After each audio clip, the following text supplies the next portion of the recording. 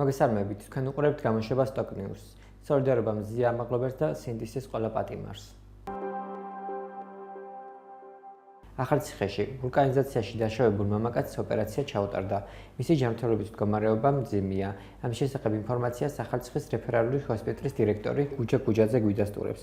შემთხვევა გუშინ 9 აპრილის ქუჩაზე მდებარე ვულკანიზაციაში მოხდა. თვითმხილველების თქმით, პირი საბურავს ცვლიდა, რა დროსაც იგი გასკდა, ღერძიდან მოძრა და ხელოსანს მოხვდა. მათივე ინფორმაციით პირი კლინიკაში გადაყვანისას უგონო მდგომარეობაში იმყოფებოდა. დაიწყო თუ არა გამოძიება მომხდართან დაკავშირებით. შინაგან საქმეთა სამინისტროდან ინფორმაციის მიღებას მეორე დღეა ველოდებით. როგორ ვითარება ახალციხის ხელოვნური ტბის მიმდებარედ არსებულ საზოგადოებრივ საპირფარეშოებში? გთავაზობთ სიუჟეტს. ეს ახალციხის ხელოვნურ ტბაზე არსებული საპირფარეშოა. აქვეა მუნიციპალიტეტის მერის მიერ 2023 წელს 650.000 ლარად ნაყიდი სათვალთვალო კამერების ნაწილიც. ერთი შეხედვით თითქოს ყველაფერი რიგზეა, გარეგნულად. თუმცა საკმარისია საპირფარეშოს კარი შეაღოთ, ნახავთ.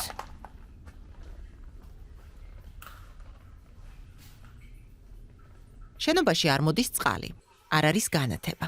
დაზიანებულია და არ ირეცხება უნიტაზები. დაზიანებულია კარები. მაგიდები. ტალახიანი და მოუწესრიგებელია იატაკიც.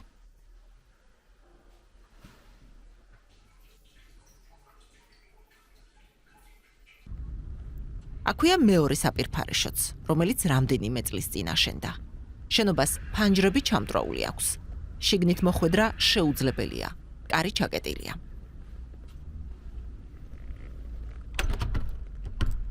მუნიციპალურ ორგანოში მხოლოდ იმას გვეუბნებიან, რომ ციტატა.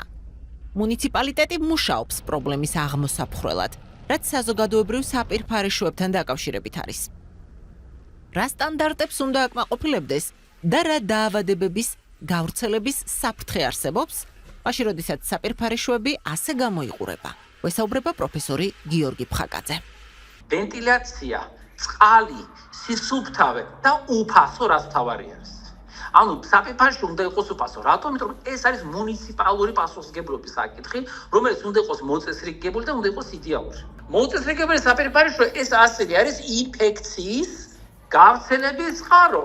იმიტომ რომ ჩვენ ვიცით, რომ თუ რამე ეპიდემიები და უბედურებები და ასე შემდეგ, რა თქმა უნდა, განსაკუთრებით ზაფხულის პერიოდში ეს შეიძლება იყოს ინფექციის გავრცელების წყარო. შესაბამისად არ ყოფნა ამ საპირფარეშოების ცალკე პრობლემა და როცა არის, მაგრამ არის მოწესრიგება, ეს კიდევ ცალკე პრობლემა არის. საპირფარეშოები ეს არის ერთ-ერთი მაჩვენებელი ქვეყნის განვითარების ინდიკატორი. თქვენ შეგიძლიათ ნახოთ, თუ ქვეყანა არის განვითარებული ინფრასტრუქტურულად, ეკონომიკურად და ასე შემდეგ, შესაბამისად იქ საპირფარეშოების არის ადეკვატურად მოწესრიგებული. აქვე გეტყვით, რომ ახალციხის მუნიციპალიტეტის მერმა ირაკლი ლაზარაშვილმა გასულ წელს ჩვენთან ინტერვიუში განაცხადა, რომ მუნიციპალური საპირფარეშოები იჯარით იყო გაცემული, თუმცა მოიჯარემ ხელშეკრულებით ნაკისრი ვალდებულება ვერ შეასრულა, რის გამოც ხელშეკრულება შეწყდა. მისივე თქმით, მუნიციპალიტეტი გააგრძელებდა საპირფარეშოების მოვლაპატრონობას. ჩვენ ახალციხის მერიას ვკითხეთ ხელშეკრულების შეჩერების მიზეზი და ის თუ ვის ევალება ახლა საპირფარეშოების მოწესრიგება, თუმცა ამ კითხვაზე არ გვიპასუხეს.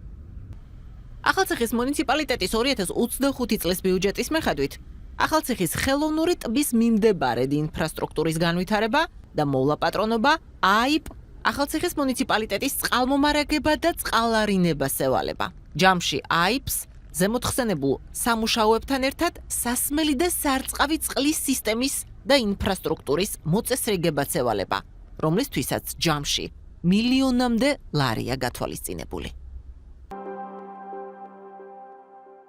თუ დღეს ასოციაცია ტოლერანტის ოფისში შეილვიდით, ნახავდით გამოფენილ ხელნაკეთ სამკაულებს, ნახატებს, ნაჭრის სათამაშოებს. დღეს არასამთავრობო ორგანიზაცია 60+ ასაკის პირთა ინტეგრაციის პროექტის ფარგლებში გამოფენა გაყიდვა ჰქონდათ.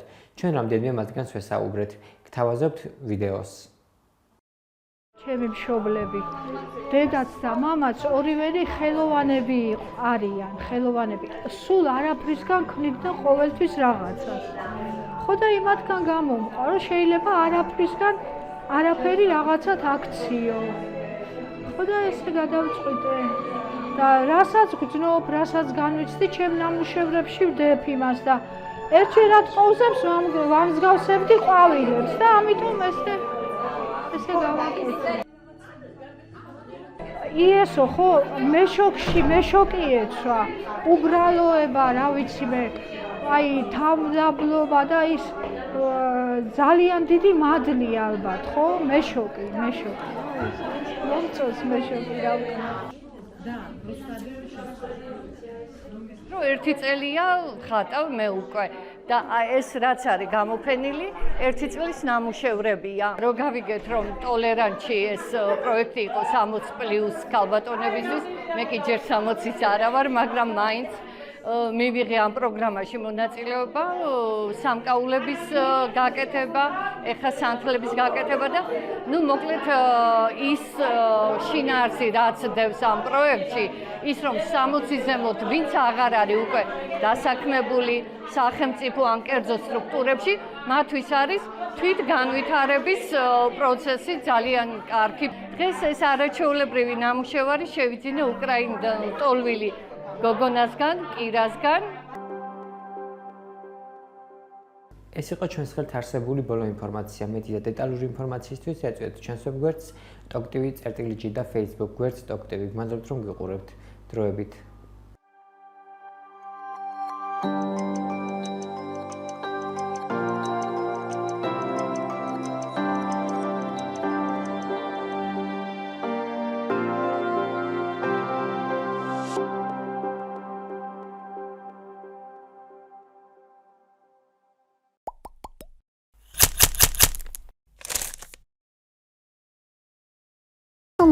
İstehsalını və xidmətlərini əhatə edir.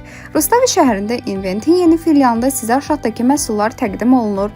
Baytarlıq preparatları və biopreparatlar, heyvanlar və quşlar üçün kombinə edilmiş yemlər və konsentratlar, itlər və pişiklər üçün yüksək keyfiyyətli qida məhsulları, zooloji aksesuarlar, heyvanlara qulluq vasitələri.